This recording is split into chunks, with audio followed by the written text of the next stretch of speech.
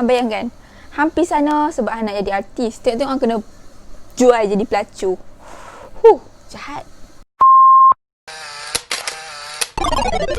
Assalamualaikum and hi. Thank you sebab hampa dah klik kat video ni. Thank you sebab hampa. Oh hell no.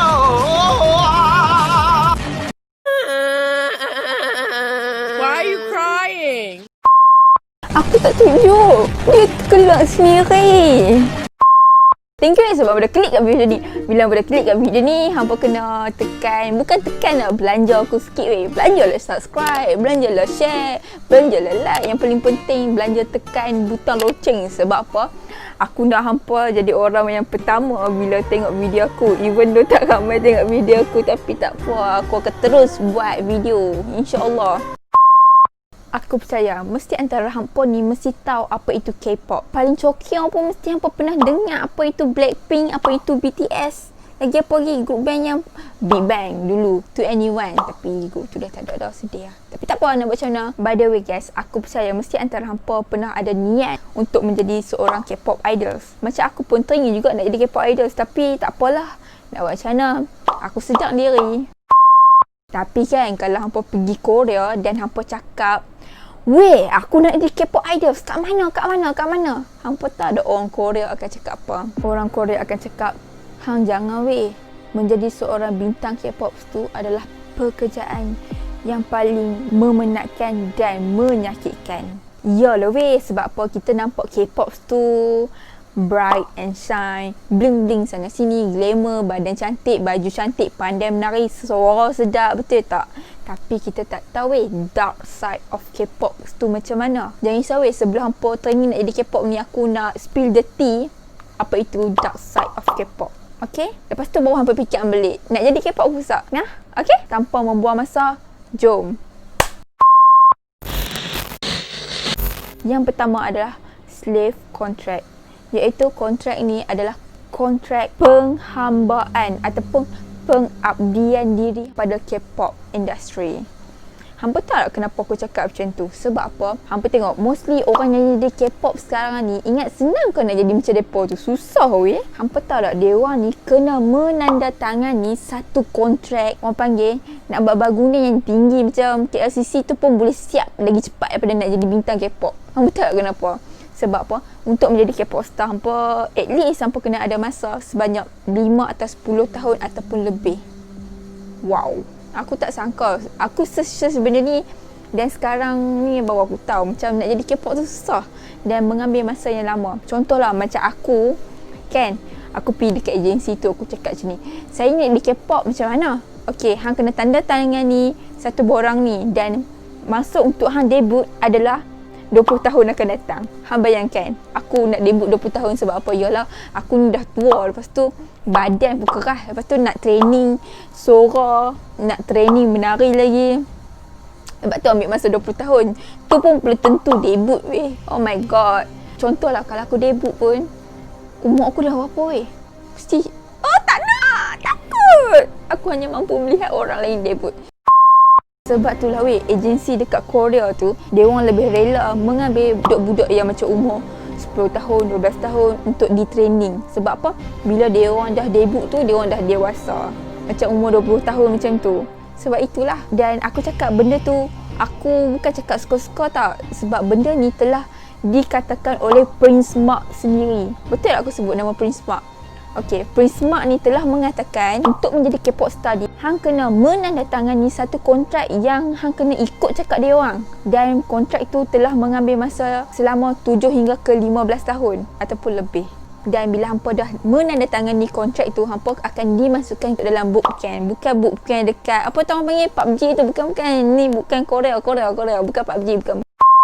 Even hampa dah duduk dalam bootcamp tu nak dekat 1 dekad pun, belum tentu hampa debut. Dan yang paling sedih sekali, yang aku rasa kesian lah kepada K-pop star ni kan, mereka yang dalam bootcamp tu kan, dia orang kena tanggung semua perbelanjaan dia orang. Daripada segi training, trainer dia orang, makanan dia orang, tempat tinggal, semua dia orang kena tanggung sendiri. Kalau dia orang ni nak cancel jadi K-pop star, time dia orang training tu, dia orang diarahkan untuk mengganti rugi sebanyak 3 kali ganda weh.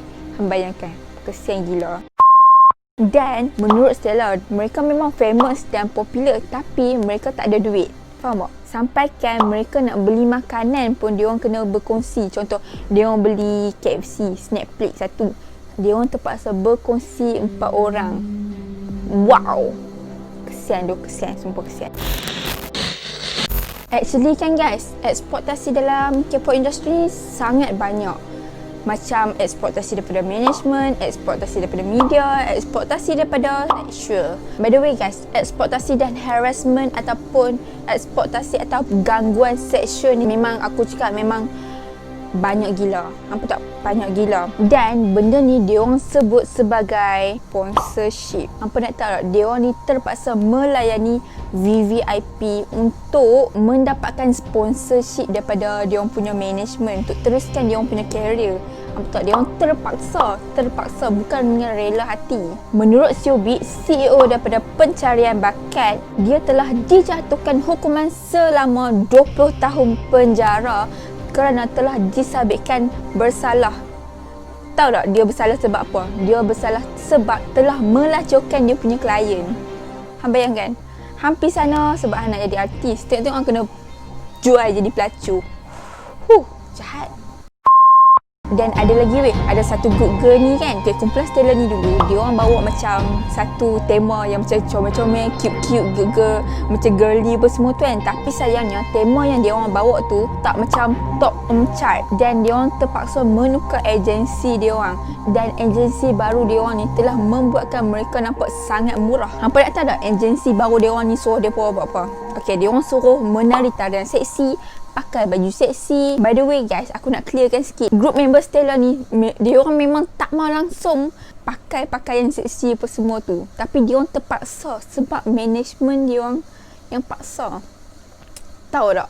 Actually kan, dia orang memang tak sanggup nak buat. Aku cakap memang tak sanggup lah. Tapi sampaikan salah satu group members dia orang cakap menyesal join Stella. By the way guys, plastik surgery, pembedahan plastik, operasi plastik dekat muka ni, okey, benda ni memang nampak common gila dekat Korea. Tapi tak semua orang Korea nak buat plastik surgery ni, tahu tak? Menurut The Atlantic, dia telah mengatakan 5 rakyat Korea, salah satu daripada dia orang mesti akan buat plastik surgery. So ada 4 orang tu tak buat. So tak semua rakyat Korea nak ubah ciptaan Tuhan. Tapi kalau hang nak jadi K-pop star, hang kena memang wajib buat plastik surgery. Hampa tahu tak agensi ni suruh K-pop star ni buat apa? Dia orang suruh K-pop star ni pergi buat plastik surgery yang sangat ekstrim. Hampa tahu plastik surgery tu macam mana? Hampa ingat seronok kau buat plastik surgery tu? Hampa ingat tak sakit ke? Weh, surgery, nama pun pembedahan, confirm sakit. Hampa tahu tak dia orang ni terpaksa mematahkan, menukur ataupun orang panggil macam bagi dia orang punya muka ni bentuk V ataupun runcing. Bagi depa, orang yang berbentuk muka bulat ataupun bujur apa semua tu tak cantik dan tak sesuai untuk menjadi K-pop star. Dan disclaimer aku nak cakap ni, tak semua agensi macam tu, tapi mostly macam tu, okey? Dan yang paling sedihnya adalah semua kos perbelanjaan pembedahan plastik tu ditanggung sendiri. Agensi tak bayar pun. Dia suruh je tapi tak bayar. Kalau dia orang ni menolak untuk membuat pembedahan plastik tu, dia orang tak akan debut, okey? Dia orang tak akan debut.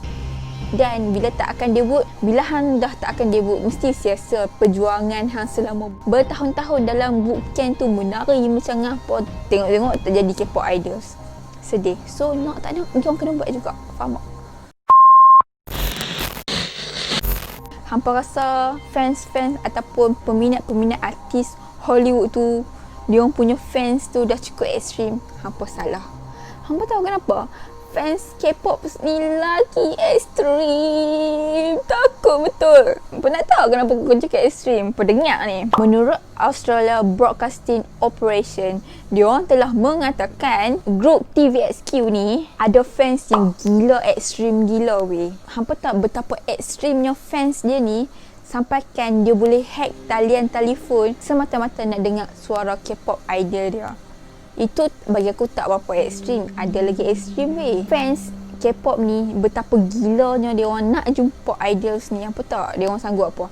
Dia orang sanggup pecah masuk apartment artis K-pop semata-mata nak cium dan membau K-pop idol dia. Wow. Oh my god, seram weh. Hampa nak tahu tak peminat ekstrim ni, dia orang sebut sebagai apa? Dia orang panggil sebagai sasaeng. Dan hampa nak tahu tak apa sasaeng ni buat? Sasaeng ni sanggup mengupah orang ataupun dia orang pergi sendiri untuk memasang CCTV dalam rumah K-pop idol dia. Oh my god. Hampa tahu kenapa dia orang nak pasang CCTV tu?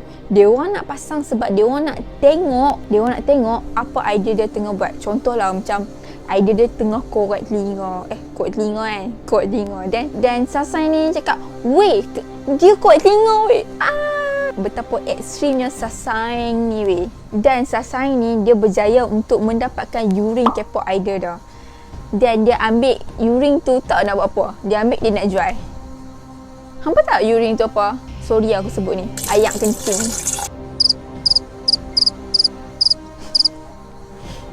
Weh, hang nak kau beli ayak kencing? Hampa nak tahu tak benda yang paling teruk jadi kat K-pop idols ni adalah haters dia. Hampa nak tahu tak apa yang terjadi kepada K-pop idols ni? Hampa nak tahu tak apa yang haters ni buat kepada K-pop idol ni? Macam kita kat Malaysia, contoh macam kita tak suka artis ni, kita hanya mampu jadi keyboard warriors yang mengata, "Weh, hang ni dah lah, tak payah jadi artis." Weh, hampa nak tahu K-pop idols ni, dia orang punya haters lagi teruk tu. Sumpah. Aku takut. Hampa tahu betapa bencinya haters ni dekat seseorang K-pop ni. Hampa tahu dia orang bukan setakat mengata je. Dia orang sampai sanggup bagi ugutan membunuh. Tahu dia orang nak bunuh K-pop idols tu. Dia orang bukan sebut nak membunuh je weh. Dia orang memang buat benda tu. Faham tak? Dia orang buat. Ada satu kes ni terjadi kepada Yuno. Hampa tahu tak apa yang terjadi kepada dia? Dia minum racun weh. Tapi alhamdulillah dia sempat dibawakan ke hospital dan dia trauma weh. Dia sampai muntah darah weh. Minum racun tu. Tahu siapa yang buat? Haters dia yang buat. Gila weh, gila. Bukan itu saja weh, K-pop haters ni sanggup buat petition untuk minta artis K-pop ni bunuh diri. Hampa tahu tak artis K-pop tu siapa? Jaebom dari 2PM. Hang bayangkan weh, hang jadi artis untuk menghiburkan orang tapi orang benci hang, siap isi borang nak suruh hang bunuh diri lagi. Suruh buat petition dan petition tu ramai pula isi suruh hang bunuh diri. Gila weh, bunuh diri tu. Selain itu adalah masalah kesihatan. Weh, kita ni limit kerja 8 jam, 12 jam lah paling lama pun. Tapi artis K-pop ni yang tak mereka bekerja berapa jam sehari. Dia orang bekerja 20 jam sehari. So dalam sehari kita ada 24 jam. Dia orang terpaksa kerja je 20 jam. Dan dia orang rehat hanya 4 jam saja weh. Aku bukan cakap saja-saja weh. Tahu siapa cakap benda ni? Prince Mark yang cakap. Weh, dia orang ada 4 jam je weh untuk tidur. Tak boleh weh, kesian tu. Aku tak boleh lah. Hampa nak lagi ke jadi K-pop idols? Alah, jadi je lah. Nama apa pun cita-cita kan? Jadi je lah. Kan? Di mana ada kemahuan, di situ ada jalan. Betul tak? Jadi je lah. Tak siapa malang. Aku sokong kalau hampa jadi K-pop idols. Dan hampa nak tahu betapa penatnya dia orang bekerja ni. Dia orang ni kelihatan sangat lesu dan tak bermaya. Dan bila dia orang buat persembahan, performance apa semua ni, dia orang ada sampai nak pingsan weh. Sebab tak larat, tak cukup tidur. Nak makan telah dah lagi. Hampa tahu tak? Hampa nak tahu tak? Untuk menjadi K-pop star ni, hampa kena jaga berat badan. Dan dia orang ni dilarang untuk gemuk. Tahu tak? Hang bayangkan, hang bekerja 20 jam. Lepas tu, hang nak makan pun ada limit. Oh my god. Macam mana tu weh? Oh my god. Hampa tahu tak dia orang bekerja macam mana? Dia orang bekerja macam praktis menari, praktis menyanyi, praktis berlakon. Lagi, weh penat weh praktis-praktis tu. Hampa ingat tak penat lah? Makan pun penat. Praktis lagi lah penat. Kesian tu. Apa nak tahu tak weh? Menjadi gemuk tu adalah satu larangan bagi artis K-pop. Nak tahu tak? CEO agensi ni sanggup pergi turun. Kiranya bos ni sanggup pergi turun untuk chat artis-artis dia. Tak ada yang lebih berat daripada berat dia. Kalau lebih berat, macam mana? Oh my god, tak boleh bayang. Kesiannya weh. Adalah bekerja 20 jam, lepas tu tak boleh makan. Oh no, pekerjaan K-pop bukan untuk aku. Tidak. kenal tak siapa Lisa Blackpink tu? Tipu lah, hampa tak kenal. Hampa nak tahu tak Lisa tu datang daripada mana? Dia bukan original asal K-pop. Dia tu datang daripada Siam, Thailand. Dan bila Lisa ni dah debut, ramai gila orang kecam dia. Sebab apa? Netizen dekat Korea tu, dia orang tak boleh terima Lisa sebab dia adalah Siamese. Dia bukan Korean punya pupil. Kena kecam teruk-teruk lah weh. Sampai ada orang ugut nak bunuh dia. Habis kan? Oh my god. Tapi syukur Alhamdulillah Lisa still perform macam biasa lagi. Sukanya. Bukan Lisa seorang je weh yang kena benda tu. Malah benda ni kena dekat Faye Miss A. Hampa nak tahu Faye Miss A ni dia berasal daripada China. Orang China pun kena kecam dengan Korean ni. Hampa tahu tak apa netizen Korea ni kata dekat Faye? Dia cakap seminggu sekali je mandi. Oh my god. Weh, teruknya depa. Depa lagi teruk daripada kita weh. Aku rasa Malaysia ni adalah satu negara yang harmoni, yang kita boleh hidup macam Alhamdulillah selesa dan rasis kat Malaysia ni tak terlampau teruk macam Korea. Hampa patut bersyukur yang pada kat Malaysia. So guys, itu je weh aku punya bahas tentang K-pop. Hampa still lagi nak jadi artis K-pop? Alah, jadi je lah. Tak ada siapa penghalang. Benda boleh settle kot. Kalau hampa teringin sangat nak jadi K-pop aja, jadi je weh. Jadi je. Okay, tapi hampa kena tahan lah benda-benda tu. So, thank you sebab dah tengok video ni habis. Kalau hampa suka video ni, tolong like and subscribe ataupun komen macam-macam kat bawah. Komen je, komen. Aku suka balas walaupun aku balas lambat. Pada muka, tapi aku balas juga kan. Keep smart.